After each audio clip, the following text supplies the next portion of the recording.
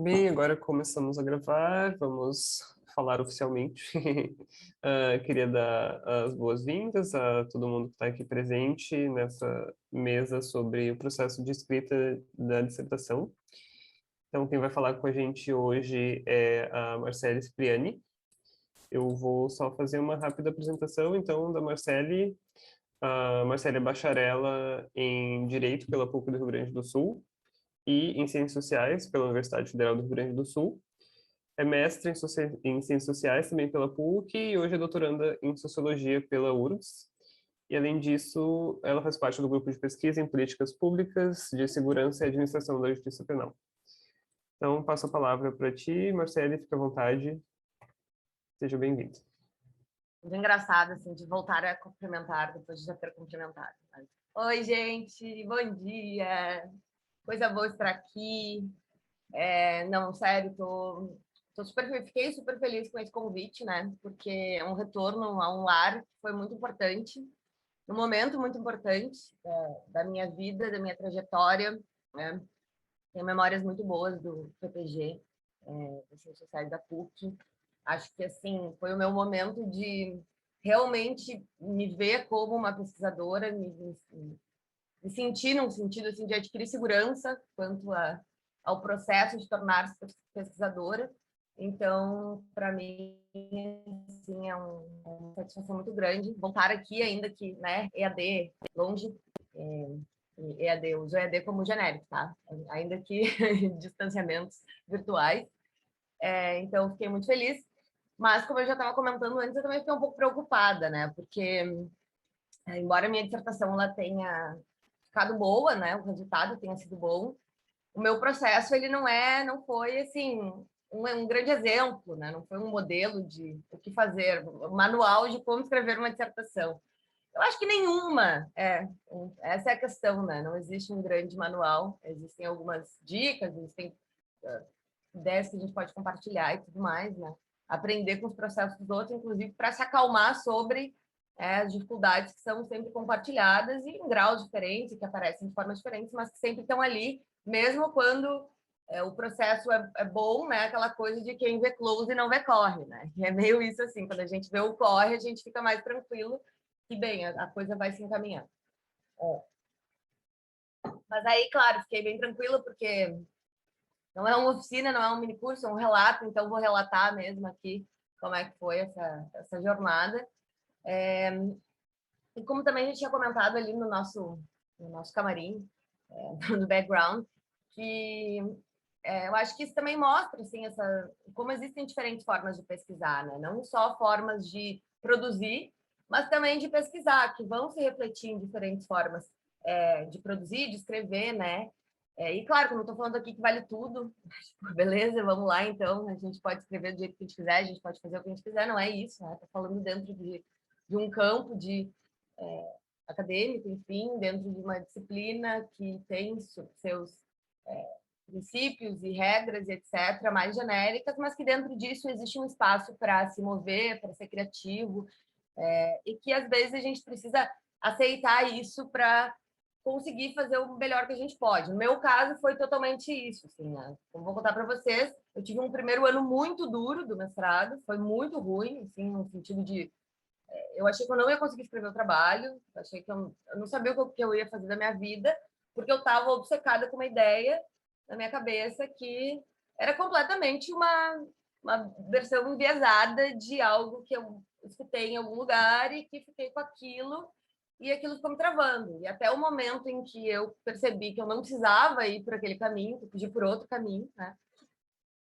Foi horrível, assim, foi uma coisa assim, desesperadora. Chegou um momento que eu lembro que eu chamei o Rodrigo e disse: acho que eu não vou mais fazer sobre facções, que era uma coisa que eu estava estudando, né? Nem falei isso, mas enfim, acho que quem está aqui talvez saiba, minha pesquisa foi sobre facções criminais, mas era algo que eu já vinha estudando desde a graduação, né, em Direito, em Ciências Sociais, e eu disse: não vou mais fazer sobre isso. Estava pensando em fazer sobre feminismo e justamentos virtuais, que era um tema que eu estava lendo também na época, uma coisa nada a ver, que é super legal, mas assim, não era o que eu estava construindo, que eu estava desesperada, que eu não conseguia chegar Eu não conseguia escolher uma teoria para construir meu plano de pesquisa. Isso, só quando eu abri mão disso foi que eu consegui fazer o meu trabalho. Então, vocês me ouvem bem? Para mim, assim, a dissertação foi o primeiro momento. A gente vem trabalhando também nisso, trabalhou isso ao longo do doutorado, né? E não é algo que eu me dei conta na hora, mas olhando para trás, foi o primeiro momento em que eu me entendi, consegui me tornar autora, eu acho. Assim. Quando eu olho agora o meu trabalho, quando eu revisei o meu trabalho para fazer para ter publicado um livro, e eu tive que fazer uma revisão. Mudei muita coisa, né? Sempre isso, é um processo interminável. Hoje eu decidi que eu não leio mais, porque se eu ler eu vou entrar em pânico, porque sempre vai ter algo que eu vou querer mudar, né? Mas quando eu reli, eu me dei conta disso, assim, o quanto eu fui me tornando autora no meio do caminho. E autora não no sentido só de saber escrever, né? Que é algo que a gente aprende lá no colégio, com 5, 6 anos, mas de escrever dentro desse campo específico, que é esse campo acadêmico, que é dentro das ciências sociais, e no meio do caminho, né, dentro desse universo que já implica certas ferramentas e técnicas e habilidades mais genéricas, também encontrar o meu estilo, né? Porque não só socióloga, escrever como uma socióloga, mas escrever como a Marcele, que é uma socióloga. Né? Então, acho que, para mim, o mestrado foi muito importante porque foi esse momento de consolidação inicial. Assim, foi o primeiro grande trabalho que a gente tem que fazer, né? Com mais tempo e com algum planejamento e tal. Então, já envolve ter que lidar com angústia, ter que lidar com segurança, ter que lidar com, enfim, novas coisas que a gente não está preparado, assim, no sentido de que a gente ainda não passou por isso. Ninguém nos ensina. A gente não tem disciplina, a gente comenta isso, né, no PPG, a gente não tem disciplina sobre como escrever, sobre como produzir uma dissertação, uma tese. Né? Então, a gente está meio na marra. Né? Então, para mim, foi realmente assim, um processo que foi se consolidando na dissertação. E, inclusive, fica muito claro, quando eu li, quando eu fiz essa revisão da dissertação, fica muito claro o abismo que existe entre o primeiro capítulo e o segundo capítulo. Que a minha dissertação foi dividida entre 2 grandes capítulos, né? A paz na prisão e a guerra na rua. Então, cada capítulo tem, sei lá, 150 páginas, não sei, estou chutando, né? Mas uma coisa assim. Então, o primeiro capítulo, eu estou assim, completamente dura, mais engessada, me desculpando excessivamente, tá? Mostrando que eu li tudo, que eu sei, que eu consultei a bibliografia, que eu fui lá, que, enfim, não usando de recursos mais soltos de escrita e etc. Então, claramente, eu ainda estou insegura com o processo de me soltar e de escrever do meu jeito, de buscar o meu jeito de escrever. E aí, no segundo capítulo, que foi lá nos últimos meses do mestrado, eu fui me bancando mais, e aí o resultado é parece outra pessoa escrevendo, né? Outro tipo de escrita. Então, agora olhando, e ele não está mais assim, né? Para o livro eu dei uma mudada, mas, claro, mas a dissertação está bem assim, e para mim é um mapa, assim, né? De um diagnóstico de como também se deu esse processo de se encontrar sua forma, encontrar a sua voz, né? Seu modo de ser autora. Tá, daí falando da parte prática, que é aquela coisa do fiz e não recomendo, ou fiz talvez não devesse falar sobre isso, fiz talvez não devesse postar no YouTube, mas tudo bem. Eu nunca escrevi um projeto para fazer a minha dissertação. Eu nunca escrevi um projeto de pesquisa, porque quando a gente entrou no mestrado, não pediam um projeto de pesquisa. A primeira disciplina, no primeiro semestre que a gente teve sobre metodologia, não precisava fazer o projeto, podia fazer se quisesse, senão não precisava. E eu não fiz, e eu nunca fiz o projeto. E eu nunca fiz o projeto porque eu fiquei obcecada com essa ideia que eu estava comentando para vocês, que é essa ideia da teoria. Eu ouvi em uma banca alguém dizer que um bom problema de pesquisa era um problema teórico, era um problema que ele não podia começar do campo, ele tinha que começar da bibliografia, da literatura, né? Dos conceitos, enfim, e isso transpor isso para o campo. E eu fiquei completamente obcecada com isso. Só que, assim, quando eu vi teoria, eu pensei em quê? Teoria, já, né? Coisa assim, super abstrata. Coisa. Então, eu comecei a ler descontroladamente, coisas muito abstratas, que tentando, assim, encaixar isso de alguma forma com o meu tema, o que é uma maluquice também, né? Imagina um exercício, um malabarismo bizarro de pegar conceitos. Conceitos têm que ser usados para nos ajudar, tem que ser um recurso, né? Não tem que ser uma coisa que a gente vai forçar a realidade social nas categorias de conceito, porque é um critério para um bom problema. Para mim, isso não é um bom problema, mas enfim, não é de fato, e naquela época ninguém me disse. Então, eu ficava lendo e tentando encaixar no meu nível temático, e é muito desgastante e é muito tenso, porque tu não pega uma teoria, tu não capta uma teoria assim, vou ler em um dia aqui o que o Bourdieu falou, e aí se não rolar, beleza. Então no próximo dia eu vou ler o que o Durkheim falou, e se não rolar eu vou lá para o Marx. Assim, entendeu? Tu senta para ler a teoria dos caras, para tentar buscar um gancho, né? E tu fica pirando, tu não entende, aí tu tem que ler gente que escreveu sobre os caras, e aí tu fica viajando. Já gasta um tempo do cacete, e aí, cara, o tempo tá passando, né? E tu não tem o teu problema. Então foi muito, muito, muito angustiante. Eu fui pulando de autor para autor, fui pulando de livro para livro, e foi horrível, assim, na verdade. Isso durou praticamente um ano, muito, muito tenso, assim. Bem aquilo que eu tinha falado, eu pensava bem, eu não consigo articular um autor com esse tema, então eu acho que eu vou ter que trocar de tema. Imagina, ter que trocar de tema porque eu não consigo encaixar a teoria. Enfim. E, bem, daí isso durou mais ou menos um ano, e na minha cabeça eu não tinha que ir para o campo antes de ter o problema teórico. Porque eu pensava assim, se eu for para o campo, sem ter essa lente teórica da maneira como eu tenho que olhar para a realidade e tudo mais, não é que eu ia perder tempo, mas ia ser um campo que ia ser só parcialmente aproveitado. Eu não ia estar orientada por aquele problema, por aquelas categorias teóricas, etc. Então, como assim, se eu tivesse que esperar para fazer, né, o campo a partir de ter tomado essa decisão.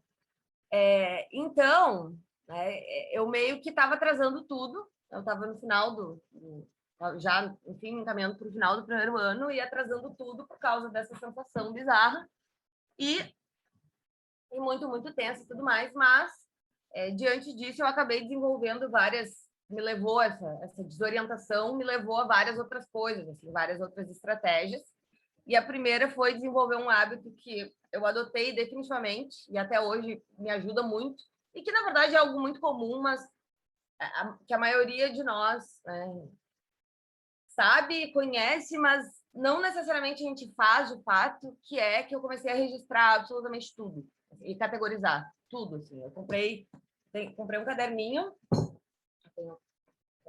de 2017 para cá, é um por ano. Eu comprei um caderno e aí tipo assim, o primeiro coisa do caderno é uma aula de Salata sobre Weber, que aí eu escrevi a aula, aí a segunda já era um esboço sobre uma entrevista que eu estava pensando em fazer, o terceiro já era uma ideia aleatória, que eu estava num bar e conversei com um cara e ele falou alguma coisa que eu achei que poderia ser interessante. Então, assim, eu fui fazendo um caderno mesmo de campo, não só sem achar que eu estava indo ao campo, né? Era uma coisa assim, não, eu não estou indo para o campo, mas enquanto eu não for para o campo, eu vou registrar tudo que acontece. Olha a ingenuidade da pessoa, né? Não estou indo para o campo, não estou fazendo pesquisa, mas eu estou aqui com meu caderninho de antropóloga e estou registrando tudo.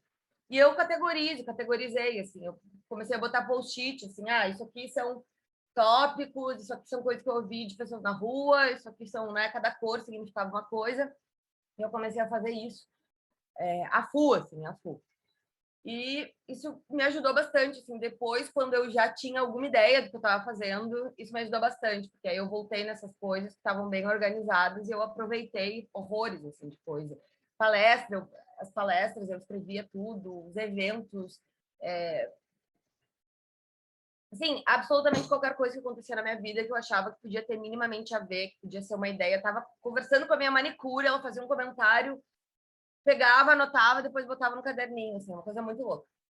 Eu já estava meio em estado de alerta, eu acho, assim, aquela coisa assim de tipo, tudo que eu olhando para o mundo meio com essa coisa assim de prestando atenção nessa dimensão do mundo. Porque isso é uma coisa também que o viver a pesquisa te faz, né? Tu pode estar interessado num tema, mas tu pode estar passando pela rua, caminhando ou dirigindo e tu tá descontraído, né? E beleza, tudo bem, não tem nenhum problema. Mas tu também pode estar olhando para os muros, porque tu sabe que talvez vai ter alguma coisa escrita ali, né? No meu caso, a facção vai ter escrito alguma coisa em algum bairro ali e aquilo ali pode te dizer alguma coisa. Então, assim, é meio que isso, assim, eu acho que eu comecei a olhar por tudo para ver, porque eu achava que eu não tinha dado, porque eu achava que eu não tinha campo, então que eu tinha que olhar para todos os lugares, né, e procurar alguma coisa.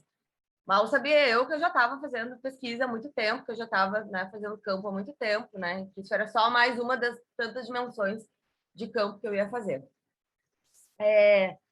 E aí, bem, também, fora isso, né, de estar olhando para todos os lados, etc., estar de alerta, eu comecei a mapear vários grupos online, comecei a participar de grupos no WhatsApp de bairros de comunidade, comecei a mapear os grupos de Facebook para olhar as publicações dos debates, comecei a olhar no YouTube todos os vídeos que eram publicados pelos grupos criminais, comecei a fazer um levantamento de notícias e criar uma linha cronológica assim, de eventos e tudo mais, recuperar eventos. E isso tudo meio que na força do desespero, assim, por achar que eu não tinha nada para fazer, nada o que fazer, então eu meio que estava fazendo tudo que eu podia. E foi muito legal quando depois que eu comecei a saber o que eu queria fazer, eu vi que tudo isso já era muito dado, que eu vi que eu tinha muito dado, que eu tinha muita coisa e que foi muito mais tranquilo, assim, porque aí foi simplesmente organizar isso, esquematizar isso, né? Mas enfim.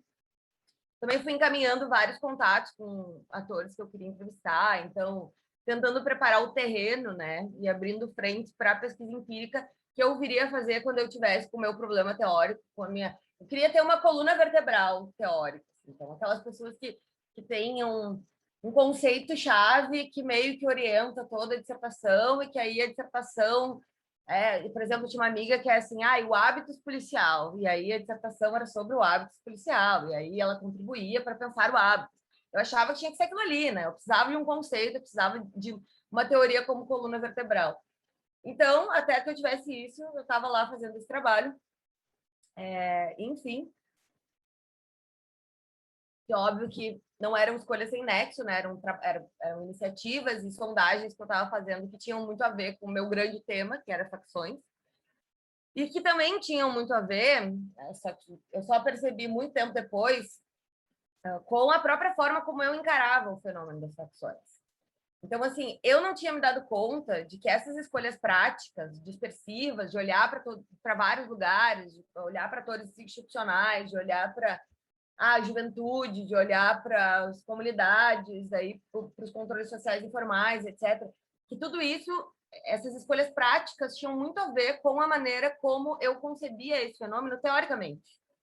Só depois ficou claro. Acho que na minha introdução eu escrevo um pouco isso, assim, eu vou explicar por quê, exatamente vou explicar esse trajeto, de por que o meu campo ser tão plástico em relação à amostra, em relação aos parâmetros de inclusão na pesquisa, né? Quem é que eu pesquisei? Pesquisei um monte de lugares, fiz entrevistas com um monte de pessoas, assim. E por quê, né? Bem, e aí eu vou... Deixa eu ver. Não vou ler isso agora. Depois eu falo. Mas que era isso, assim, que eu estava pensando... eu já estava pensando as facções de um modo teórico, eu já estava assumindo que as facções não podiam ser pensadas sem... eu queria achar aqui... eu já estava entendendo que as facções não podiam ser pensadas, né, sem, por exemplo, sem considerar os policiais que dentro da prisão meio que também dão um tom das regras a partir das quais os grupos criminais podem criativamente buscar formas de agir ou reagir. Então, por exemplo, eu falo que o processo na prisão é analisado junto às táticas empregadas por policiais para assegurarem a ordem, já que a manifestação dos grupos não pode ser pensada sem que se leve em conta a atuação dos agentes estatais. Mas que isso não significa que os grupos devem ser estudados desde a perspectiva do Estado ou dos atores institucionais. mas que os policiais operacionalizam práticas cotidianas que fazem parte das regras do jogo da prisão, participando da construção dos termos e das possibilidades que são abertas ou criadas para a ação e reação dos presos. Eu leio isso agora e fico puta, porque tem muita teoria aqui dentro. Estou falando de possibilidade de agência, estou falando de, né, reprodução do sistema social da prisão, né? Estou falando, enfim, de uma perspectiva societal, que não, enfim, que também faz parte de um arcabouço teórico.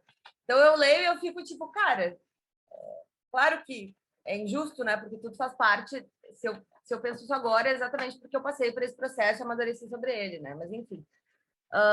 E aí, eu também estava lendo, ao longo desse primeiro ano, eu estava lendo e fechando textos descontroladamente, né? De fora como uma maluca, revendo todos os meus dados empíricos dos anos anteriores, porque eu já tinha uma pesquisa empírica no Central, mas que tinha sido feita com outros propósitos, né? Não orientada pelo meu problema que não existia. Mas estava ali estabelecendo conexões, jogando ideias para cima, bem energia caótica, como eu falei para vocês. Então, olhando dados, pensando o que esses dados tinham a ver com os pequenos pontos que alguém tinha me dito no bar, ou que eu tinha ouvido no salão, ou que eu tinha ouvido na rua, ou enfim, qualquer coisa assim, tentando fazer pequenas conexões que não eram voos muito altos, mas que, no fim das contas, também eram algumas pistas, assim, que já estavam meio que colocadas. Eu estava fazendo isso, como eu falei para vocês, meio que desesperada, assim, não sabendo aonde isso ia me levar, e, na real, a minha intuição ruim era que isso não ia me levar a nada, né? Então, meu medo era que eu não ia ter um trabalho, que eu não ia ter um projeto, que eu não ia ter uma dissertação. E aí, bem, a minha surpresa foi que isso me levou a todo o resto, né? Foi exatamente esse processo de construção caótico, desestruturado, disperso, maluco, que depois de um certo momento, depois de um certo acúmulo de caos, me deu subsídios para pensar alguma estrutura, me deu subsídios para pensar um caminho. E aí eu fiquei pensando que, na real, na verdade, foi um ano de planejamento, foi um ano de esboço, foi um ano de reflexão, de amadurecimento, que faz parte da pesquisa, né? Faz parte do processo. E que a pesquisa tem, pelo menos a maneira como eu pesquiso, tem sempre esse momento que é meio de shuffle, assim, né? Aquele coisa da aleatoriedade, que uma coisa meio que nem ali no Spotify, que tu clica no botãozinho e a coisa vai escolhendo qualquer site. Tá ouvindo pagode, daqui a pouco dá um rock, daí volta para Marília Mendonça, daí vai para não sei o quê. Então, assim, para mim, o processo tem um pouco desse momento, né? Do shuffle. E tem gente que não, tem gente que chega com a coisa mais fechadinha, tem gente que já chega com a cara da Bruna. Tem gente que desde o início da seleção, a Bruna chegou na seleção do doutorado com o seu projeto redondo. Não posso falar nada, né, Bruna? Foi a melhor nota do projeto da nossa seleção, então acho que, né, temos que reconhecer. Eu apresentei o projeto e no momento que eu passei, eu joguei o projeto longe, né? Só que eu fiz só protocolar, não sei o que eu quero fazer, vamos lá, vamos ver. Então, mas esse é o barato, né? Esse é o barato. É saber que é possível fazer de formas diferentes e que o importante é encontrar qual é a forma que mais te pilha, que te deixa confortável, que te deixa mais seguro e que te dá tesão. Que é isso. Se eu tivesse que ser muito sistemática, eu não ia curtir o processo. Né? E sem tesão não dá, né? A gente tem que curtir. São 4 anos da nossa vida, ou são 2 anos da nossa vida, tem momentos de tensão, tem muita coisa pesada, né? Então, assim, muitas dificuldades. Então, que pelo menos seja um processo que a gente goste em alguma medida, né? Senão não tem sentido. E acho que um pouco isso, assim, o mestrado foi importante para mim por isso, descobrir como é que eu gosto de fazer isso e como é que as coisas funcionam para mim. E aí acabou o ano, né? Eu já tinha, assim, sei lá, várias páginas aleatórias escritas sobre pontos específicos, tópicos. Escrevi muito nos vidros aqui do meu quarto aqui. Tem porta de vidro, e aí pegava caneta marcadora, escrevia, fazia tópicos, coisas que eu achava que iam ser importantes, que muitas vezes não eram, mas em outras vezes destravavam processos criativos que eram interessantes, né? Escrevi coisas bem aleatórias que depois renderam, assim, tipo, eu acho que uma das primeiras coisas que eu escrevi foi umas 5 páginas sobre tráfico de teleentrega. Eu não sei se vocês estão ligados àquele tráfico de moto, assim, que tu tá num lugar e tu liga pro cara e o cara te leva de moto. Então, tu não tem que ir até a boca. Que é outro tipo de tráfico, vem de outro tipo de droga, de outro padrão, com outro valor.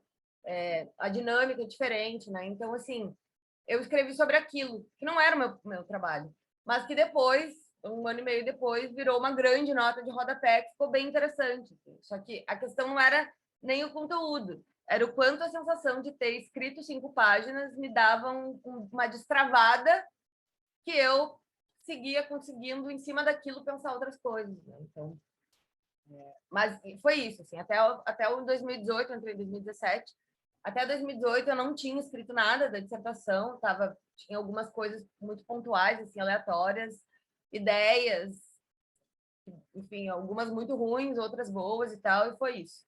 E eu não tinha um caminho ainda claro, né? E aí, no início do ano de 2018, eu meio que me dei um ultimato, porque não tinha mais o que fazer, né? Eu tinha 1 ano para escrever o trabalho, tinha campo que eu tinha que fazer ainda. Estava tudo já confirmado, meu campo, eu podia ir para a fase, eu podia ir para os 13, eu podia fazer tudo e eu só não estava fazendo porque eu não tinha o meu problema teórico. Olha o delírio da pessoa. Né?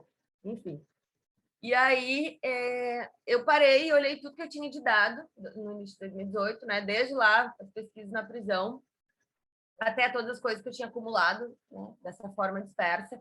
E eu me dei conta que eu tinha muito dado. Muito, muito, muito dado já. Muita coisa documental, muita coisa de vídeo, muita coisa dos grupos de WhatsApp e Facebook, muita coisa de entrevistas informais com moradores que eu já tinha feito, visita a boca que eu já tinha começado a fazer e seguir fazendo para falar com os traficantes, assim, de uma forma mais, vamos ver, vamos entender aqui como é que funciona e tal, né? Sem muito saber o que eu ia fazer com aquilo. Eu tinha muito, muito dado e já estava meio que sinalizada a noia de que eu queria pensar a ideia da paz e da guerra, né? Ou seja, a pacificação do presídio central e a guerra dos grupos criminais que aconteceu. Aí eu queria entender um pouco o que tinha a ver uma coisa com a outra, como é que se formou, etc. Né? Mas era isso também, né? Era paz e a guerra, mais do que isso eu não sabia o que eu queria fazer, mas já estava chegando uma ideia de estrutura, né? Isso era início do ano, eu precisava dessa ideia de estrutura. E, ao mesmo tempo, eu meio que decidi desistir da minha busca e decidi usar o Giddens como teoria. O que eu acho que foi muito bom para mim, Marcele, hoje pesquisadora, mas foi muito ruim para o que eu queria, porque eu dei uma forçada assim legal no Giddens como estrutura da minha dissertação e claramente não era. Não era para ser, não fazia sentido, né? Muita coisa que o Giddens trazia, né? Era interessante e continua no meu trabalho. Mas aquilo que eu queria que ele fosse, que era, é grande, pano de fundo, a maneira como... É aquela coisa assim, eu sou uma pós-estruturalista, eu sou uma não sei o quê. Eu queria ter isso, assim, né? Eu queria claramente ter... E não, eu não tinha e pronto, né? A gente... A gente leu um texto no doutorado que eu gostaria muito que alguém tivesse me apresentado, que caso vocês se batam com problemas parecidos, questões parecidas, eu sugiro que vocês leiam, que é um texto chamado The Meaning of Theory, do Gabriel Abend, ou Abend, não sei como é que se pronuncia, acho que ele é um argentino.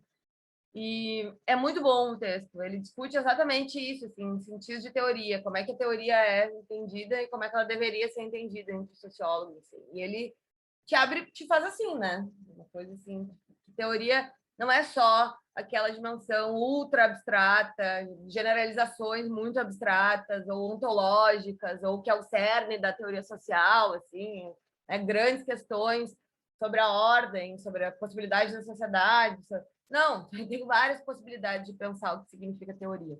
Acho que especialmente para o doutorado, que a gente aí sim tem que se bater mais com a questão da teoria mesmo, né, da dimensão teórica do problema e a contribuição da tese, aí vale a pena, assim, dar uma tranquilizada no coração. Pelo menos a minha, eu gostaria muito que tivesse me apresentado esse texto quando eu estava no mestrado. E eu me bati muito com a teoria do Giddens, usando a teoria do Giddens, porque ela é muito abstrata, né? Não toda, mas assim, tem momentos que é muito abstrato. Ele está falando dessas questões mais centrais da teoria social, né, mais ontológicas e tal, né, a ação, a estrutura e tudo mais, capacidade de agência. Então, tem muita coisa ali que, assim, ele é um autor de síntese, então ele bebe de muita gente que não necessariamente eu conhecia. E eu lembro que eu fiquei muito tremendo na base, porque não sei se vocês já tiveram essa sensação, vocês leem conceitos, pensam em conceitos que os autores falam, e aí a gente fica assim, mas será que eu posso usar isso para esse exemplo empírico? O que ele quer dizer exatamente com isso? Será que eu posso transpor esse conceito que ele está falando? Será que eu posso pensar a facção como estrutura? Isso que ele está dizendo que é estrutura, né? Será que eu posso usar a facção como estrutura? Ou será que se eu fizer isso, vão dizer, meu Deus, você não entendeu nada da teoria do cara? Assim. Então, é bem angustiante nesse sentido, assim, né? De estar batendo na tecla ainda que eu queria fazer isso e tudo mais, e eu não sabia se eu podia, eu não sabia, né, em que medida eu estava usando os conceitos do cara da maneira correta, ou eu estava viajando legal e ia pagar um vale, né? E, por um lado, eu acho que, ok, faz parte, né, do nosso amadurecimento intelectual, essas angústias e essas dificuldades, a gente vai se treinando para ficar com a possibilidade de compreensão cada vez mais abstrata. Mas eu acho que uma coisa que poderia ter me ajudado muito seria ter entrado em diálogo com outras pessoas, assim. Eu até tentei, mas ninguém estudava Giddens. Mas, assim, eu acho que isso... A gente tem que dialogar mais entre nós, assim, entre os com os professores, e se precisar mandar e-mail para professor de outra instituição e pedir ajuda e etc. Acho que tem coisa que a gente não precisa sofrer sozinho, assim. Hoje eu já não sofro mais sozinha com muita coisa, assim, que na dissertação eu sofria. Mas eu lembro que eu incomodei muito Salata, e muito Ayrton, que foram, assim, na salvação, que no final das aulas eu chegava lá com várias perguntas de teoria para eles me... Umas perguntas muito bobas, mas que eu não sabia, enfim, para eles me ajudarem a entender, eu ficar mais tranquila com esse processo, né? E aí eu, num primeiro momento, eu usei o Giddens, né? A full, usei de uma forma até bem infantil, digamos assim, porque bem autoeducativa, como se eu estivesse tentando me explicar o Giddens e aí me convencer que eu podia usar o Giddens. E mas aí para um leitor que é treinado ficar uma coisa meio ridícula, assim, de por que você está explicando um conceito que é, sei lá, podia colocar uma nota de rodapé para explicar o conceito, mas estava ali eu explicando no texto que era o conceito, né? Ou aquela coisa assim de tipo, ai, não precisa usar o cara aqui, mas eu acho que para mostrar que eu estou usando o cara, que ele é importante na minha dissertação, então eu vou encaixar aqui o conceito dele, etc, né? Bem essas coisas assim de malabarismo protocolar. E eu fiz um meia-culpa sobre isso na versão do livro, eu escrevi aqui, vou ler para vocês um pedacinho. A construção de vários dos meus argumentos bebe da teoria da estruturação de Anthony Giddens, que certamente orientou o meu modo de olhar para os processos aqui abordados. Todavia, comparando essa versão do trabalho com a minha dissertação, referências protocolares ao autor e tentativas de encaixar apenas formalmente os conceitos nos dados de campo foram excluídos, exatamente porque nesses casos não agregavam complexidade ao conteúdo e pouco serviam a propósitos analíticos.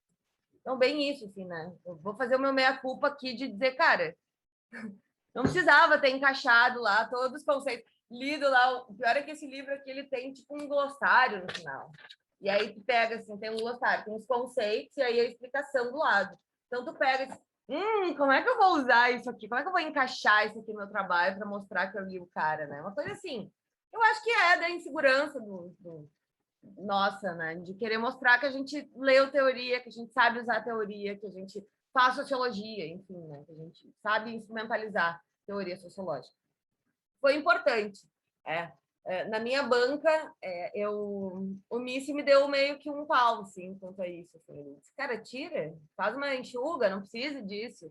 E aí também me deu mais uma tranquilidade. Assim. E aí, bem, no início de 2018 já comecei a fazer o campo de forma mais autônoma, eu já tinha um monte de material, várias questões assim já estavam mais encaminhadas, eu já sabia que eu escrevia sobre a paz e a guerra, eu queria estudar isso, né? Em abril eu comecei a escrever. E aí eu comecei com aquilo que, em geral, se diz que tem que ser a última coisa, que é a introdução. Foi a primeira coisa que eu fiz.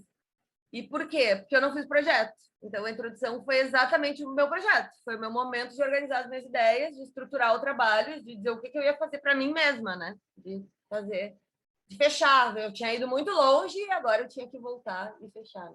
Então, foi isso. Assim, escrevi uma introdução. A primeira versão da introdução ficou bem longa, acho que ela tinha umas 30 páginas, ou seja, um projeto, né? E aí eu estruturei como eu queria fazer o trabalho, sistematizei, assim, tudo que eu tinha até então. Eu não sabia ainda subcapítulos, assim, né? Não sabia ainda o que eu ia fazer em cada parte, mas eu tinha algumas ideias de temas que eu queria abordar. Eu fui saber exatamente o que eu ia escrever na segunda parte do meu trabalho, só nos últimos meses. E aí eu acho que nesse momento eu também fiz uma escolha que foi uma escolha extremamente importante para mim, e que foi a escolha do formato do trabalho. Porque eu acho que talvez nas ciências sociais não seja tanto assim, mas eu me formei em Direito também, né? Fiz graduação em Direito, e no Direito o meu contato maior era com as ciências criminais e com o PPG de ciências criminais, porque o meu professor orientador era tanto o Rodrigo Gringuelli de Azevedo, e tanto do PPG das ciências sociais quanto das ciências criminais, e ali no Direito, né, estava mais puxado para as ciências criminais. Então, eu ia nas bancas da galera, eu entrava, fazia, né, essa coisa de nova pesquisadora, tentando se familiarizar e tudo mais, né, enfim. E os trabalhos, eles meio que tinham um modelinho, assim, uma estrutura praticamente sempre a mesma, que era, assim, um primeiro capítulo teórico mais geral, aí um segundo capítulo teórico mais específico, e aí o campo. O terceiro capítulo que era o campo, o estudo de caso, etc, né? E eu falei que eu não queria fazer isso, e que eu não ia fazer isso, que eu não conseguia pensar. Não é nem que eu só não queria, que eu não sabia fazer isso. Não ia conseguir fazer isso. Né? Que não era a maneira como eu estava pensando meu problema, meu objeto, meu tema, não era assim. Então, que eu ia fazer de outro jeito. E aí, dividi o trabalho em duas partes, a paz na prisão e a guerra na rua, e disse, ó, vai ser campo, e teoria e teoria. E vai ser assim, vamos ver o que vai acontecer. E foi, foi o que eu fiz. Né? E porque realmente foi a maneira que, para mim, tudo aquilo que eu estava olhando ficava mais claro, ficava mais organizado, fazia mais sentido. Né? Então, não era porque eu queria ser diferentona, né? Até porque tem várias formas de fazer um trabalho, não precisa ser, né, esse modelo que eu falei. Mas era porque eu não estava conseguindo conceber o meu tema e minha questão desde essa forma de organizar as ideias. E eu acho que isso a gente tem que bancar, sabe? De dizer, ó, não vou fazer, eu vou fazer do meu jeito e é isso aí, né? E pronto. Dá para fazer? Dá, então vou fazer. Então, eu acho que isso foi bem importante para mim, assim, de me apropriar do meu próprio trabalho. E aí veio esse momento, que eu não sei como é que vocês fazem, né? Mas para mim é o seguinte: eu tinha já muita coisa sobre prisão, tinha muita transcrição de entrevista, já tinha feito mais entrevistas com atores institucionais ao longo ali daquele início de ano, tinha muito fichamento, tinha muitos comentários soltos, e aí foi o momento massa, que para mim é o momento mais massa, que é o momento de jogar tudo no chão e dar uma andada para trás e dar uma olhada, assim, né? O que tem aqui? E sentar no chão com aquele monte de papel em volta e pegar os marcadores coloridos e começar a olhar e categorizar as coisas, assim, e ver para onde leva, né? Que é o momento de dar alguma ordem ao caos. E tu não sabe qual ordem que vai dar. Pelo menos eu cheguei a ficar até arrepiada. Que saudade disso. Eu quero fazer isso de novo. Mas ainda está longe, né? Meu doutorado ainda está lá. Está longe nesse momento. Mas que é muito essa coisa de decidir para mim como é que tu vai organizar aquelas coisas. E aquela organização ela pode ser de várias formas, né? Por exemplo, o meu primeiro capítulo, ele é estruturado de forma diacrônica. Então, ó, como é que os grupos criminais na prisão dos anos 80 até 2020, enfim, até agora, né? Como é que isso aconteceu? Foi um processo cronológico que eu estruturei. Então, os capítulos refletem a passagem do tempo. Mas não porque tinha que ser assim. Né? Eu escolhi fazer assim porque isso fazia mais sentido. É porque ocorreram grandes transformações importantes, né, em períodos históricos que repercutiram em mudanças estruturais e reordenações muito fundamentais para os grupos criminais que tinham relevância central para o meu ponto, para o meu argumento, enfim, para a minha pesquisa.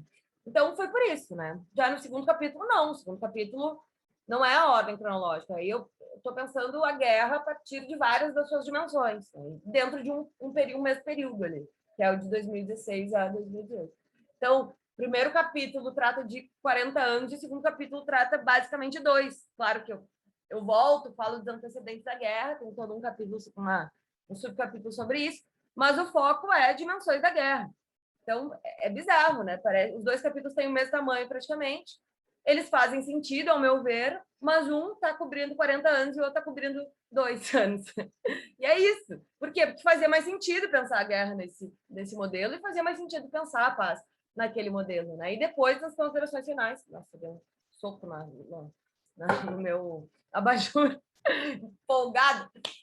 E aí, depois das considerações finais, eu tentei criar sínteses analíticas pensando esses 2 tipos de construções, né, de processo. E aí, bem, só que terminando, que eu já falei bastante, até achei que eu não ia ter o que falar, mas enfim, não dá para me deixar falar que eu não paro nunca mais. E aí, foi isso, assim, eu comecei a escrever, e eu fui fazendo esse processo, assim, que eu falo de jogar no chão e tal, isso é uma coisa que eu vou fazendo sempre, assim, eu faço isso para escrever artigo, eu faço isso para tudo. Meio que para mim é uma forma de olhar para tudo e ir trocando e pegando e fazendo rascunho e categorizando e vendo como é que eixos aquilo ali pode me dar, né? Que eixos que fazem sentido a partir de todo aquele material. E aí eu comecei a escrever. Enquanto eu estava escrevendo, eu estava fazendo campo, daí já estava fazendo as entrevistas que eu tinha que fazer. E eu fui qualificar em novembro, porque no PPG a gente normalmente consegue, né, qualificar tarde. E foi uma benção para mim, porque assim, eu qualifiquei o primeiro capítulo, pronto, a introdução ao primeiro capítulo. Então eu qualifiquei tipo 100 e tantas páginas, assim, eu qualifiquei já um trabalho, né? E aí aquela coisa assim de tu já ter aquilo ali e de tu ouvir que aquilo ali faz sentido, que tu não tá louca, ou que, sei lá, a teoria não precisa daquela teoria, que na verdade aquilo ali tá mais te atrasando do que te... Cara, me libertou de uma maneira, foi uma coisa assim, depois da minha qualificação, me deu uma virada de chave, foi uma coisa muito louca, assim. Que as críticas que eu levei tinham a ver exatamente com o que estava me prendendo, me contendo, né? De meio que camisa de força, assim, de eu querer escrever do meu jeito, e não só escrever do meu jeito, mas pensar esse processo de construção do trabalho sem ter que ficar me desculpando, me explicando, etc. Porque eu achava que eu não estava... Sabe aquela coisa assim de, tipo, tu usar um conceito que é muito, muito utilizado e tu achar que tu tem que ficar explicando o conceito, e aí é um saco, porque a pessoa que já está naquele campo, ela já ouviu aquele conceito milhões de vezes. Teu objeto de trabalho não é aquele conceito, que é, sei lá, ação. Então tá, agora eu vou explicar aqui o que é o debate sobre ação. Você trabalhou sobre isso, sabe? Mas era aquela coisa da insegurança, de não, eu preciso mostrar que eu sei o sentido disso nesse contexto. Então, claro, faz parte, né? Então, mas ouvir da banca, tipo, ó, sai dessa, sai da noia. Foi, assim, uma coisa que me deu uma sensação de segurança. E aí, tendo sensação de segurança, a gente consegue se sentir à vontade para arriscar, fazer as coisas que a gente quer e etc, né? E aí foi isso, assim, eu qualifiquei em novembro, dia 12 de novembro, eu mandei o meu trabalho, versão final, para a banca dia 12 de março, então foram 4 meses exatamente, e eu escrevi todo o segundo capítulo nesses 4 meses, mais 150 páginas, e foi um deleite, foi uma coisa, assim, maravilhosa. Todo o sofrimento, a dureza, a angústia, tudo que eu tive no primeiro ano e pouco do mestrado, no resto foi uma maravilha, assim, eu ia dormir exausta e acordava pilhada, já levantava e já dizia, eu quero voltar, porque eu não desenvolvi a ideia que ficou na minha cabeça, que tal, estava muito pilhada. Mas não porque, ai, meu Deus, sei lá, eu estava pilhada porque eu estava me sentindo segura. Eu estava me sentindo segura porque eu já sabia que o trabalho estava legal, que eu já tinha chegado numa ideia que era massa, que eu não precisava me preocupar com as coisas que estavam me preocupando. Então, assim, eu relaxei, né? E aí eu comecei a aproveitar a função. E aí eu terminei bem, assim. Terminei tranquilona, né? Normalmente é o oposto, vocês começam melhor e terminam pior, e para mim foi isso. Assim. E eu acho que uma das melhores coisas que aconteceram, assim, só para terminar, na minha qualificação, foi uma coisa que a Bruna também me ajudou muito no doutorado, a gente falou muito sobre isso, eu me dar conta de que tem a ver com essa questão da teoria, que eu não estava olhando para as facções de forma dedutiva, assim. Eu não estava chegando lá com uma porção de ideias ou conceitos que eu ia testar a validade empírica. Não era assim que eu estava olhando para o fenômeno. Eu estava olhando para ele de baixo para cima. Então, era dali do campo, né, dos atores sociais, das práticas cotidianas, dos discursos, que surgiram categorias êmicas, nativas, né, que foram centrais para a minha dissertação, que é o embolamento, o atentado, o apoio, o envolvimento, e que elas e o campo demandaram uma construção teórica que eu fui buscar para entendê-las melhor, para descrevê-las melhor, para, né, incorporá-las melhor no trabalho. Né? Mas foi de baixo para cima que as categorias foram construídas, não de cima para baixo.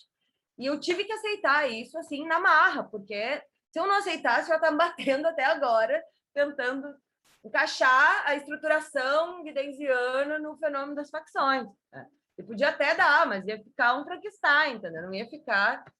Não ia ser a Marcela autora, como eu falei, não ia ser o meu processo de tornar-se autora e encontrar o meu estilo. Ia ser outra coisa, né? Ia ser muito mais duro também, ia ser muito mais sofrido. Então, eu acho que é um pouco isso, assim. Acho que a primeira metade do meu trabalho reflete o quanto eu estava tentando me achar, estava me batendo e tentando me achar nessas questões que muitas vezes ficam muito mal colocadas, que a gente ouve, que a gente acha que tem que fazer, que a gente pensa que tem que ser de uma forma e tal. E a segunda parte, que claramente reflete o quão mais solta eu estava, até a maneira que eu escrevo a segunda parte, dá para ver claramente, assim, a maneira que eu uso o campo, que eu uso a primeira pessoa, que eu falo, enfim, das minhas experiências. Tudo isso reflete um momento em que eu já tinha me desprendido ou resolvido muitas dessas inseguranças e questões. Né? E hoje, olhando para trás, eu percebo que toda essa angústia do primeiro ano, ela é uma angústia que também que faz parte da construção, porque a gente tem que abrir mão do nosso espírito editor quando a gente escreve, começa a escrever. Não dá. A minha dissertação é assim, o resultado da 30ª versão. Assim, é uma coisa maluca. A quantidade de vezes que eu li esse trabalho, assim, eu lia no computador, aí eu imprimia, aí eu lia na mão, aí eu lia com outro marcador, aí eu pedia para minha mãe ler, aí eu mandava para não sei quem ler, aí voltava para mim, aí eu lia no computador de novo, eu imprimia de novo, assim, é uma coisa insana, a quantidade de versão impressa que eu tenho desse trabalho, a consciência ambiental zero, né? Eu estava pensando lá na minha banca. Então, assim, é a versão, sei lá qual, sabe? Então, até o título do meu trabalho. O título eu defini, acho que foi assim, nos 45 do segundo, o título era outro. Então, para isso, assim, se a gente fica com essa noia do espírito editor desde o início, a gente não sai nunca. A gente tem que escrever merda no início, para destravar o processo, para ir pensando em coisas que muitas vão ser porcaria e outras vão ser boas, e ou vai tudo ser porcaria, mas pelo menos a gente já começou a escrever, e aí não está naquele bloqueio de não escrever nada e tudo mais. Então, assim, acho que tudo isso assim, foi muito importante, abrir mão do espírito editor, aceitar que é um processo lento, duro, que tem que ter paciência, aceitar o momento de caos, aceitar a energia caótica, aceitar a insegurança. Claro, não vai ficar parado esperando passar, né? Não vai se resolver sozinho, é por osmose.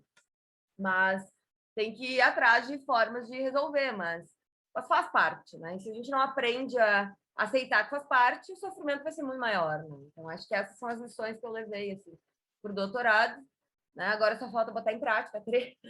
Não, estou trabalhando nisso. Mas é isso. Não sei também, né, se era isso que vocês queriam ouvir. Foi o que eu pensei, mas... É isso, então. Muito obrigado, Marcele. Foi um ótimo relato. E não é muito frequente que a gente consegue ouvir assim, sobre todo o processo de construção de dissertação de uma pessoa, né? A gente geralmente sabe como foi pra gente e às vezes acaba ficando pensando, tipo, será que todo mundo faz assim ou que está sentindo essas mesmas coisas? E achei muito interessante também a forma que você descreveu, né? Porque apesar de, sei lá, todo mundo tem que cursar as mesmas disciplinas, né, os mesmos créditos, mas ali na hora de fazer a pesquisa é meio que, claro que não precisa ser cada um por si, né, mas às vezes acaba sendo um processo mais solitário de construção e de exploração do próprio tema. E também fiquei refletindo enquanto você falava, né, até em que medida essa tipo, nos é imposta essa caixinha, assim, né, onde a gente tem que ficar, e essa ideia do que deve ser uma dissertação, do que deve ser uma tese, como ela deve se parecer, e até que ponto também tem isso, e tem, por outro lado, a forma como cada um se organiza mais, né, como você falou do caso da Bruna, né, que é um pouco diferente do teu, e eu acho que eu me identifico um pouco mais com esse modo de trabalhar da Bruna, assim, de precisar ter as coisas assim, senão eu não consigo ver para onde eu estou indo. Mas às vezes isso é um pouco também limitante, né? Então acho que tudo é questão de equilíbrio. E daí eu fiquei pensando assim, se no teu caso, principalmente tu comentou da qualificação, né, que foi bem recebido e tal, mas na questão da banca final, que você falou que o seu segundo capítulo foi um pouco mais diferente, se houve um pouco de resistência por parte da banca sobre esse teu, não só sobre o teu estilo de escrita, mas também sobre a forma com que você tratou esse esse tema, essa segunda parte do trabalho. E também queria deixar aberto para o pessoal, quiser fazer comentários, dúvidas, perguntas, fiquem à vontade, que agora é a hora da conversa. Eu fiquei pensando muito naquilo, nas questões que a Marcele trouxe, lembrando todo o processo da dissertação, né? E tu falou da questão da autoria, né? De nos construir quanto autoras. Eu fico pensando que o momento da dissertação ele é importante e é um momento tão curto para a gente se construir quanto autoras no momento que a gente está aprendendo e tomando conta, assim, aos poucos, né? Nos dando conta, muitas vezes, do campo, né? Do nosso objeto de pesquisa e tudo mais. E aí, nesse mesmo tempo, a gente tem que trazer a nossa voz para dentro do trabalho, mas também pagando aquelas taxas que a gente sempre tem que pagar dentro do trabalho, que é trazer autor tal, dizer que a gente leu tal fulano e tal ciclano. E no meio dessas taxas, a gente também trazer a nossa voz. E isso é muito complicado, né? Isso é muito difícil. Às vezes a gente nem consegue fazer isso no mestrado. Tem casos que não vai conseguir mesmo, assim, porque é um tempo curto. E até quando você estava falando dos exemplos, né? E como é importante a gente tentar trazer esses exemplos e falar mais sobre esse processo de escrita e das diferentes formas de processo de escrita. Porque eu lembro quando eu estava também no mestrado, na disciplina de construção de metodologia, não sei, a professora trouxe um exemplo de uma pessoa que escreveu a dissertação em um mês. E eu fiquei, gente, que isso? Eu vou ter que escrever em um mês. Então, se ele conseguiu, eu também vou conseguir, né? Então, vou deixar para depois. Bem louca. E aí, né? Muito remédio. Mas é importante esses exemplos e até para a gente se dar conta de como que é diferente esses processos e até conversar com os outros é muito importante. Né? Eu também tive uma figura que eu conversei bastante e muitas vezes a gente acaba tornando esse processo individual, né? Por mais que ele seja que tu, com a tua cabeça, com as tuas ideias, escrevendo, ele não precisa ser necessariamente individual, né? Enfim, mas muito boa a tua fala, Marcele, muito obrigada pelas considerações que tu trouxe para nós. Quero só fazer um comentário muito rápido, pode ser. Eu sou abobada de ouvir a Marcele, ela sabe, eu adoro ficar ouvindo e ouvindo ela, e eu acho que tem algo da forma como que a Marcele lida com o processo de pesquisa dela, que é visceral, né? Em cada poro dela exala paixão pelo que ela está fazendo, e isso assume um lugar muito totalizante, né, nesse processo de produção, assim, né? E eu acho isso genial. Eu já sempre falo para ela, se tivesse que escrever uma palavra para definir ela, seria um pouco dessa genialidade de se tomar por isso, por o que ela pesquisa, por que ela constrói, enfim, né? Mas é bem legal pensar o quanto que a gente não se dá conta, às vezes, né? Eu acho que te ouvir ajuda a gente a pensar isso, o quanto que o processo da pós-graduação, isso é um processo formativo, né? É o momento da gente se formar enquanto pesquisadores. E a dissertação e a tese, elas deveriam ser, sei lá, um produto secundário, assim, não sei se secundário, mas ele é um outro produto, né? Quer dizer, a pós-graduação ela tem dois grandes produtos. Tem o produto físico ali, a dissertação e a tese, e tem o produto de RH, né? Que é um pesquisador que se formou, assim, né? E às vezes a gente fica tão apegado com esse produto físico que ele vira a gente. É uma simbiose tão grande, né, entre a gente e essa coisa, né? E ela vira, sei lá, uma coisa quase assim, né, marxista, assim, que ela reifica, assim, e ela vira a gente, e a gente vira ela, né? E é esse fetiche em relação à dissertação e à tese pode nos paralisar em relação aos nossos processos de formação, assim, né? E isso tem muito, muito a ver com a mesa que a gente estava falando antes, que era sobre o que a gente quer fazer depois da pós-graduação, né? Porque assim, eu te escuto, Marcela, e eu tenho certeza que, tipo, tu vai ser uma baita pesquisadora, e é isso, sabe? Porque isso é o que é de ti e dá para ver esse teu fazer. Mas eu queria te escutar também, se em algum momento, acho que eu nunca te fiz essa pergunta, mas estamos trocando aí impressões, de que maneira que a pós-graduação também dá espaço para ou deu ou não deu, enfim, como é que tu foi esse processo? Uma socióloga, uma cientista social, enfim, né? Enfim, queria te ouvir um pouco o que teve de espaço também, outros espaços de atuação, assim, o que teve de Marcele se formando nesse processo que não foi tão simbiótico com a dissertação, ou se não teve, assim, para ti, dissertação e Marcele, pesquisadora, no final, era a mesma coisa. Eu caí bem na hora que tu fez a pergunta. Eu travei bem na hora que tu fez a pergunta. Pois é, Acho que deve ter sido eu, então, né? Porque todo mundo... Então tá. Não, eu queria te ouvir um pouco em relação a isso, assim, como é que tu sente? Tu sente que em algum momento teve o produto Marcele separado do produto dissertação, ou eles estavam tão simbióticos que, enfim, e que agora tu consegue fazer essa separação ou não? Enfim, queria te ouvir um pouco dessa relação, assim, de formação e de dissertação. Uhum. Só antes de passar a palavra para a Marcela, então, eu queria comentar só uma coisa sobre o que a Bruna comentou, que, sei lá, às vezes eu acho que a gente passa muito por isso também, de pensar, enquanto a gente está no mestrado ou no doutorado, de considerar a dissertação ou a tese como os melhores trabalhos que a gente vai fazer, né? Tipo, ter, sei lá, segurar num pedestal, assim, e ter essa visão de que, a tese tem que ser perfeita e retocável, é o trabalho pelo qual eu vou ser conhecido daqui para frente. E parando para pensar, é meio triste, né? Se você for continuar sendo pesquisadora na área acadêmica, que o melhor trabalho da sua vida vai ser a sua tese de doutorado. Então, acho que isso passa um pouco por esse desapego, assim, né? Tipo, tá, tem que fazer uma coisa de qualidade que represente, né, seu processo, mas que também é um processo de formação para o que você vai desenvolver profissionalmente daí em diante. Eu concordo muito com isso, Felipe, mas eu concordo meio que em parte, assim, porque eu fico pensando que, assim, talvez desde o meu olhar de que certamente o meu caminho é o da pesquisa, né? Eu quero isso, eu sei que eu quero isso. E eu fico pensando que quando é que eu vou ter a oportunidade de ter esse tempo dedicada a um tema específico? Isso não vai acontecer quando eu for professora e tiver mais 1 milhão de atividades e não puder ficar 4 anos, né, em torno de uma pesquisa e tiver que ter os bolsistas encaminhando. Não vou ter essa autonomia, não vou ter essa possibilidade de dedicação, né, e de autoria e de envolvimento.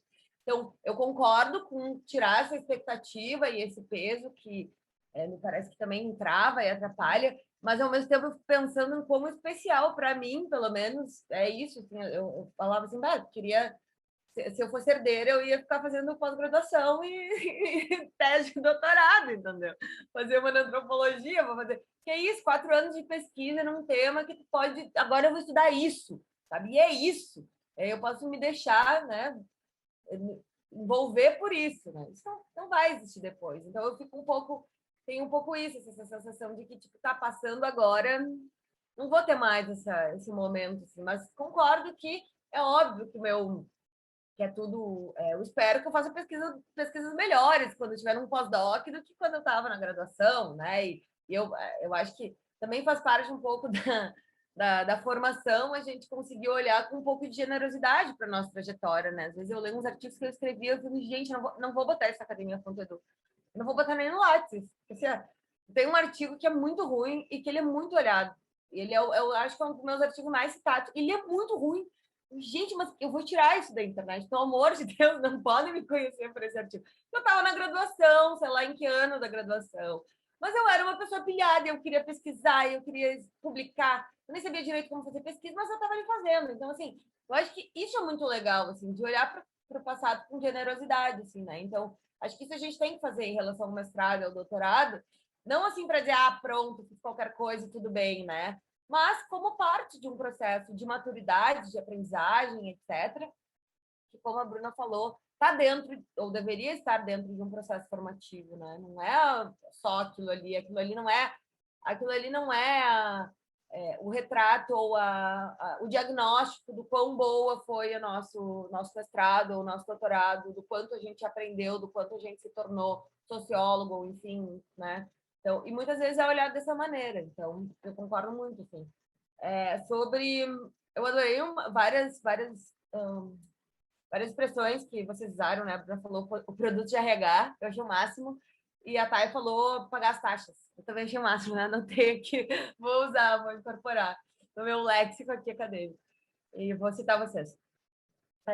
Essa coisa, assim, da banca, né? O Felipe perguntou da banca, né? Do segundo capítulo. Cara, antes de ir para a banca, eu vomitei. Eu passei trimal. Isso não acontecia. Eu acho que a única vez que isso aconteceu foi a primeira vez que eu falei em público num salão de iniciação científica. Na época de Adão e Eva, assim, há muitos anos atrás. E eu vomitei, cara, de nervosa. Foi maluco. Eu tava muito nervosa, muito nervosa. Que é isso, né? Eu fui para outro caminho, eu fui fazer... Não é nada demais, assim, agora vai ler o trabalho. Não é como se eu tivesse, né? Tu lê qualquer trabalho de antropologia, ainda que usam, sei lá, Deleuze e Guattari, é uma viagem, entendeu? Uma coisa assim, muito mais viagem do que o que eu fiz. Mas para mim foi uma coisa que eu não estava... Eu estava achando que aquilo ali era muito diferentão, assim, porque eu tinha mais segurança. E foi muito bem recebido, foi mais bem recebido do que o primeiro capítulo, inclusive. Eu acho que quando eu leio, eu me vejo muito ali, né? Me vejo muito mais ali. E isso me dá um orgulho muito grande, assim, né? De me enxergar naquele processo. Mas eu fiquei muito tensa, nossa, fiquei muito tensa. O Rodrigo olhou e disse, tá, mas por que você tá tensa? Já passou, já tinha passado na qualificação. Eu disse, não, mas tem todo um capítulo. Ele disse, mas ele não tem como, né? O teu primeiro capítulo tá excelente, o teu segundo capítulo tá uma merda, entendeu? Não tem... Né?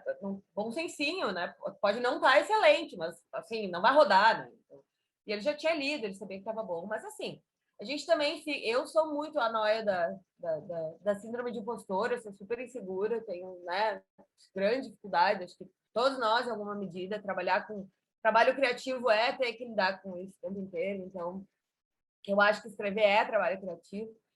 E aí, essa coisa, né, que a Thay falou putz, a gente tem que fazer todas essas questões protocolares, pagar taxa, etc., e ainda se construir como autor e encontrar sua voz. E, cara, eu acho que, assim, é muito louco porque não está dado isso, de saber escrever um trabalho acadêmico, um bom trabalho acadêmico, isso não está dado, não é só saber escrever, sabe?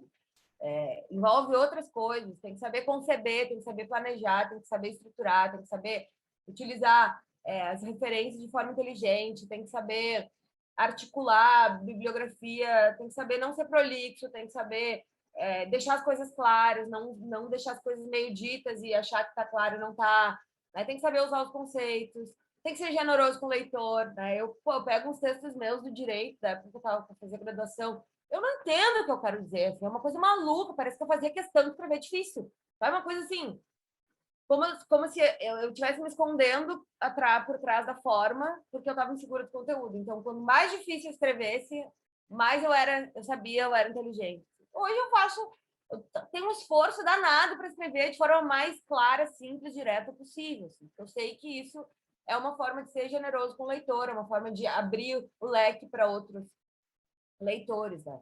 E não estou caindo aqui num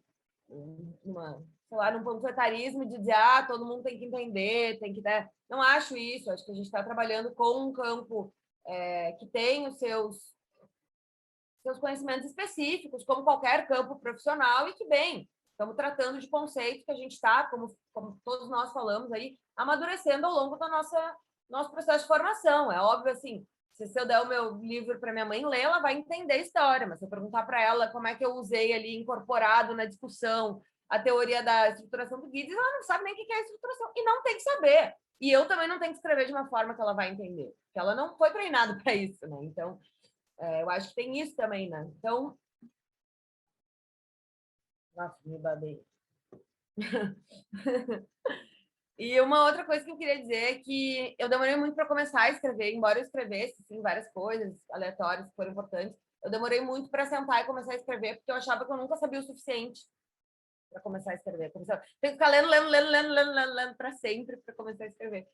Só que, assim, não dá, entende? Tem que destravar, tem que começar a escrever, mesmo que seja para escrever uma porcaria, e a partir do que está faltando na escrita, tu buscar ler uma referência que te dá subsídio para continuar escrevendo a porcaria que tu está escrevendo, que daqui a 2 meses não vai mais existir, mas que naquele momento te ajudou a destravar. Então, isso, para mim, isso junto com abrir mão do espírito editor, são os 2 grandes princípios. Assim. Hoje eu meio que, tipo, não, vou começar a escrever, e o que eu senti falta quando eu começar a escrever, eu vou buscar e vou ficar lendo, escrevendo. Mas essa coisa assim, tipo, não posso começar a escrever porque eu preciso ler para sempre. Cara, tu até perde os ganchos que tu faz entre as coisas. Tu fica só lendo. Tu não consegue manter toda a ideia conectada só pela leitura, assim. Tu precisa articular isso no papel. Então, para mim, foi bem importante. E a pergunta da Bruna é pergunta... fodida no cacete, né?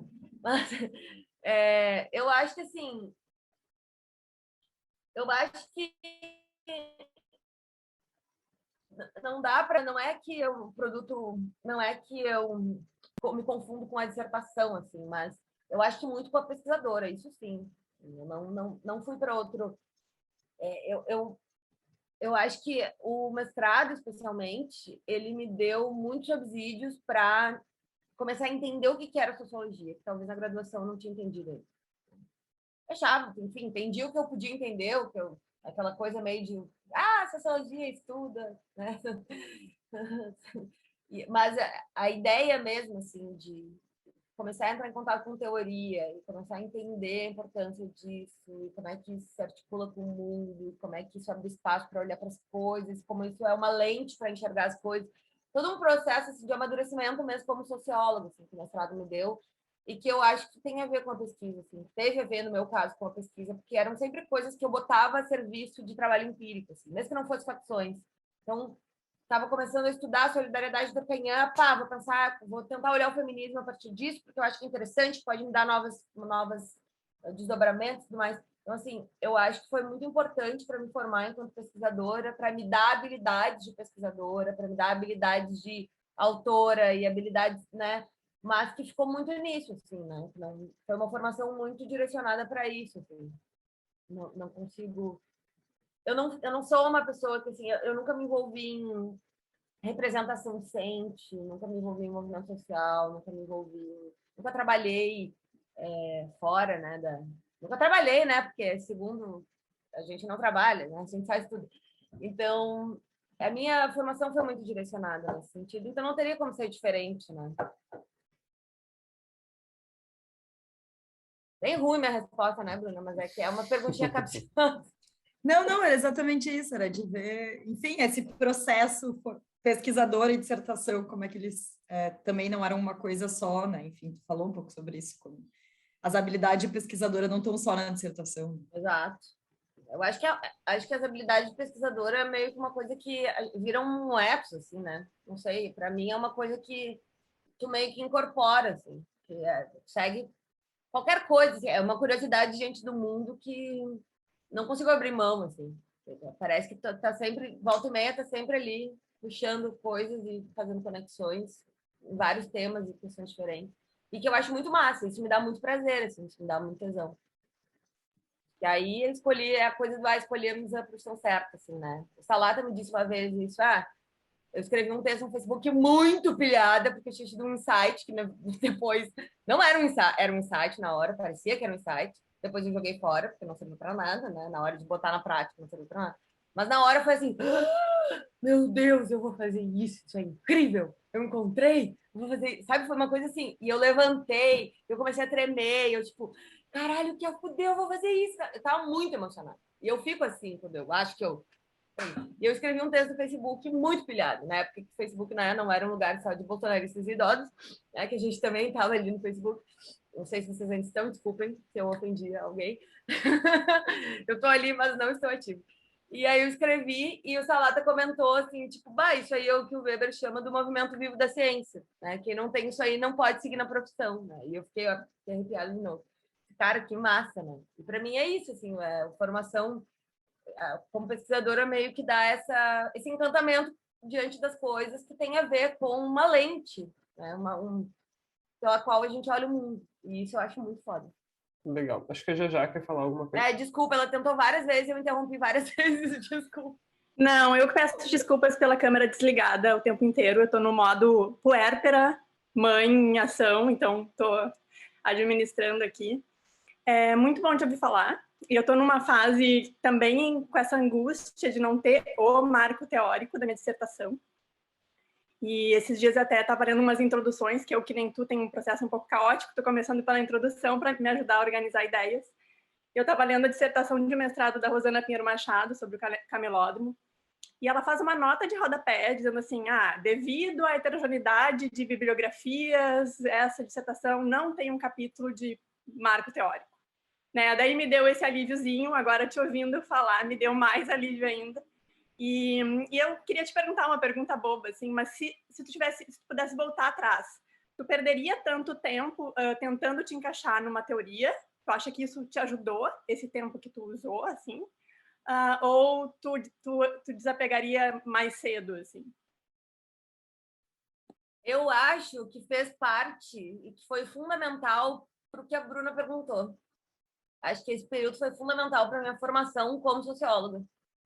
Foi realmente muito importante. E como pesquisadora também, né? Porque depois que tu insiste no erro, mas durante a insistência no erro, tu tá fazendo muita coisa, né? Tu não tá, como eu falei, parado esperando por osmose o erro se resolver, né? Tu tá meio um processo assim terapêutico, tu vai sofrendo, olhando, né? Daqui a pouco, depois de um tempo, passa e tu resolve, mas até tu resolver, tu já fez milhões de coisas, né? Tu já aprendeu um monte de coisa, já entrou em contato com um monte de coisa. Então, acho que se eu tivesse aberto mão disso, talvez minha dissertação teria sido muito mais...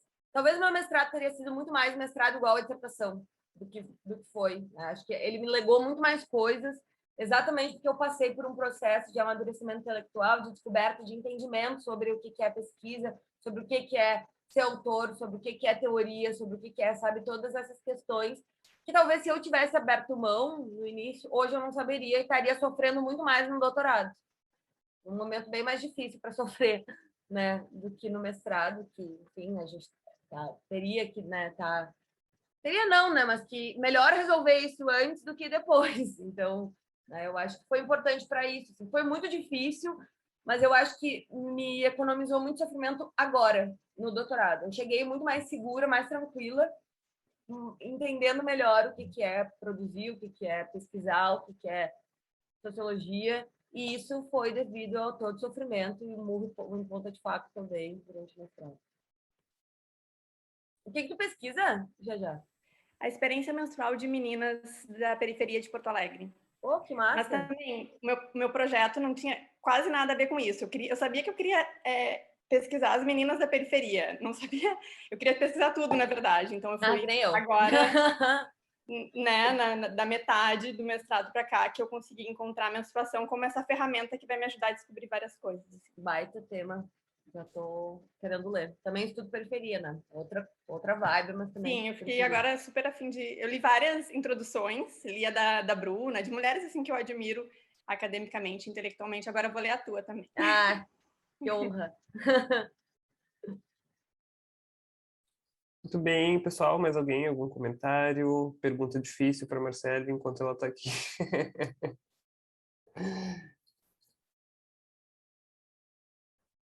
Bem, se não tiver mais nenhum comentário, a gente pode se encaminhando para o final. Tenho certeza que foi bastante produtiva essa conversa, bastante esclarecedora e também para provocar várias reflexões, né, sobre nossas próprias pesquisas. E gostaria de agradecer mais uma vez a Marcele por ter aceito o convite. Ficamos muito felizes com a sua participação. E é isso, gente. Convido todo mundo também para participar das outras atividades do seminário. Hoje à tarde nós temos alguns minicursos e à noite nós voltamos com os GTs às 7 da noite. E tá tudo ali no site do evento, os links certinho para acessarem. E é isso. Bom dia para todo mundo. Até mais. Parabéns pela organização, tá muito massa.